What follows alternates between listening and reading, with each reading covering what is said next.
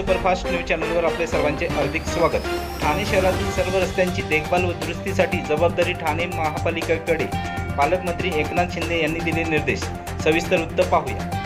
MMRDA, MSRDC, MIDC, सार्वजनिक बांधकाम विभाग, राष्ट्रीय महामार्ग प्राधिकरण आदी यंत्रणांना सूचना पालकमंत्री एकनाथ शिंदे यांनी केली आहे। ठाणे शहराच्या हद्दीतून MMRDA, MSRDC, सार्वजनिक बांधकाम विभाग, MIDC, राष्ट्रीय महामार्ग प्राधिकरण अशा अनेक यंत्रणांच्या अखत्यारीत रस्ते जात असून त्यांच्या देखभालीची भार ठाणे महापालिकेवर येत आहे। संबंधित यंत्रणांकडून वेळेच्या वेळी रस्ते दुरुस्तीची कामे होत नसल्यामुळे पावसाळ्यात खड्डे पडून महापालिकेला टीकेचे धनी व्हावे लागते। त्यामुळे या रस्त्यांच्या दुरुस्तीसाठी आवश्यक तो निधी संबंधित सर्व यंत्रणांनी ठाणे महापालिकेकडे वर्ग करावा आणि ठाणे महापालिकेने या निधीतून रस्त्याच्या देखभालीची कामे करावीत असे निर्देश व्हिडिओ कॉन्फरन्सिंगच्या माध्यमातून पार पडलेल्या बैठकीदरम्यान संबंधित यंत्रणांना दिले। सदर बैठकीला नगरविकास विभागाचे 2चे प्रधान सचिव महेश पाठक, ठाणे महापालिका आयुक्त डॉक्टर विनीत शर्मा,